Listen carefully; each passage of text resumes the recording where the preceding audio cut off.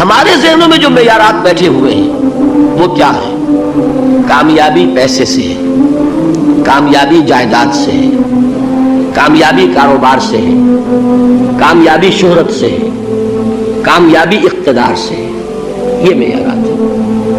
جو جتنا دولت مند اتنا کامیاب، جو جتنا مشہور اتنا کامیاب، جو جتنا پاپولر اتنا کامیاب، جو حکومت پر پہنچ گیا کامیاب، جس نے بڑا کاروبار جما لیا کامیاب، جس نے بہت جائیداد بنا لی کامیاب. یہی ہے اصل میں ساری بس کی گانٹھ.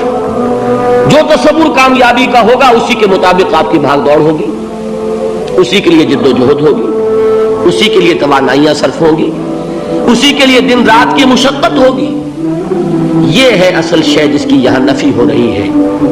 کامیابی دولت سے نہیں، کامیابی شہرت سے نہیں، کامیابی اقتدار اور طاقت اور حکومت سے نہیں، بلکہ کامیابی ہے ایمان سے، عمل صالح سے، تواصی بالحق سے، تواصی بالصبر سے.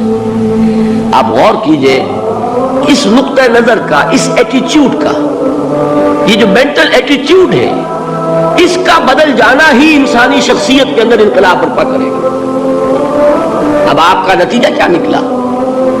اگر تو دولت سے کامیابی ہوتی تو قارون بہت کامیاب تھا، اگر حکومت سے کامیابی ہوتی تو فرعون اور نمرود بہت کامیاب تھے. کامیابی ان سے نہیں ہے. کامیابی انسان دولت میں قارون کی دولت تک پہنچ جائے اور دنیا میں دبدبہ اور اقتدار اور سلطنت اور حکومت کے اعتبار سے وہ نمرود اور فرعون کا مقام حاصل کر لے، وہ ناکام ہے، خائب ہے، خاسر ہے، برباد ہے. اور ابو ذر غفاری کامیاب ہے، چاہے ان کے پاس کچھ نہیں تھا، جھونپڑی تک نہیں تھی، کوئی گھر نہیں تھا. حضور نے فرمایا ہے اللہ کے کچھ بندے ایسے ہوتے ہیں جو کسی محفل میں جانا چاہیں تو انہیں اجازت نہ ملے، جو کہیں اگر رشتہ کرنا چاہے کوئی ان سے رشتہ کرنے کو تیار نہ، کہیں کوئی سفارش کرنا چاہے تو ان کی کوئی بات ہی نہ سنے. لیکن اللہ کے ہاں ان کا وہ مقام ہے کہ اگر بھولے سے بھی کسی بات پر قسم کھا بیٹھتے ہیں تو اللہ ان کے قسم کی لاج رکھتا ہے. یہ ہے فرق، یہ جان لیجیے اچھی طرح. اس بات کا مان لینا آسان، اس پر سبحان اللہ کہنا آسان، لیکن اس کے مطابق آپ کے اپنے ذہن کا بدل جانا بہت مشکل. اس لیے کہ ہم متاثر ہوتے ہیں اپنے ماحول سے. وہ بڑا محل ہے، دیکھ کر ایک دفعہ جھجری آتی ہے، وہ بڑی سی 20 فٹ لمبی کار سناٹے کے ساتھ آپ کے پاس سے گزر گئی. ایک دفعہ اعصاب کے اندر ارتعاش ہوتا ہے، محسوس ہوتا ہے بڑے یہ نصیبے والے لوگ ہیں، بڑے خوش نصیب، بڑے کامیاب. حالانکہ کچھ معلوم نہیں کہ یہی سب سے بڑی بد نصیبی ہو سکتا ہے کہ یہی سب سے بڑی ناکامی ہو. اگر ذہنوں میں یہ بات بیٹھ جائے کامیابی کس شے سے. یہی وجہ دیکھیے قرآن مجید میں بارہا آپ دیکھیں اولئک هم المفلحون، یہ ہے لوگ کامیاب ہونے والے. آج یہ آپ نے نماز میں وہ آیات سنی، یا ایھا الذین آمنوا ارکعوا واسجدوا واعبدوا ربکم وافعلوا الخیر لعلکم تفلحون.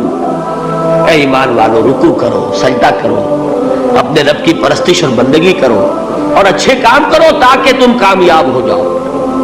تو کامیابی کن چیزوں سے ہے؟ یہ ہے سب سے بڑا سبق. یہ ہمارے دل میں اگر بات بیٹھ جائے، ٹھک جائے، تو زندگی بدل جائے گی. صبح و شام بدل جائیں گے، نقشے بدل جائیں گے، بھاگ دوڑ کا رنگ بدل جائے گا، ویلیو سٹرکچر بدل جائے گا. آج وہ ایک چیز نہایت اہم نظر آ رہی ہے، کل نہایت غیر اہم نظر آئے گی. جیسے کہ حضور کی حدیث ہے مالی ولی دنیا، مجھے تمہاری اس دنیا سے کیا سروکار ہے.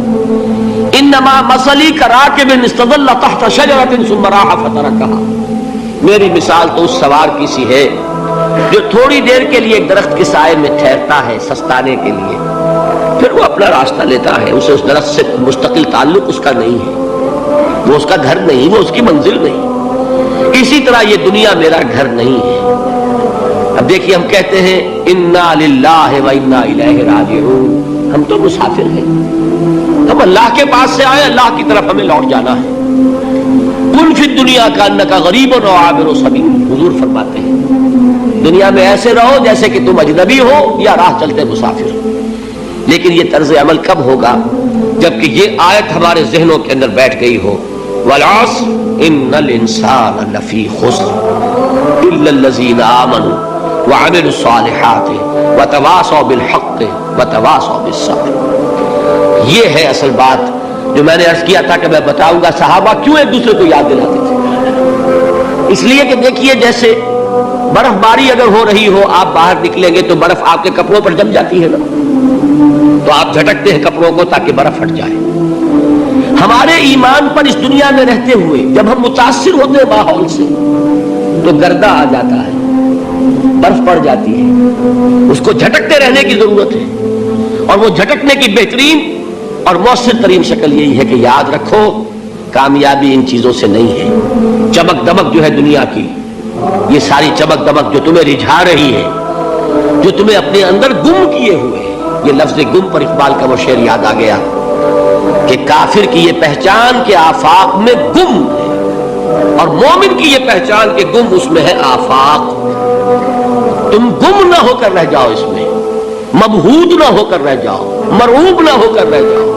دنیا ہی کی محبت تمہارے اوپر ڈیرے نہ ڈال دے، تمہارے دلوں کے اوپر مسلط نہ ہو جائے. لہذا تازہ کرتے رہا کرو والعصر ان الانسان لفی خسر الا الذین آمنوا وعملوا الصالحات وتواصوا بالحق وتواصوا بالصبر. پھر یاد کر لو، پھر تازہ کر لو اپنے اس یقین کو کہ کامیابی دولت سے نہیں، کامیابی ثروت سے نہیں، کامیابی اقتدار سے نہیں، کامیابی شہرت سے نہیں، کامیابی جائیداد سے نہیں. کامیابی ہے ایمان سے، کامیابی ہے عمل صالح سے، کامیابی ہے تواصی بالحق سے، کامیابی ہے تواصی بالصبر سے. یہ چار چیزیں ہیں کہ جو کامیابی کے لوازم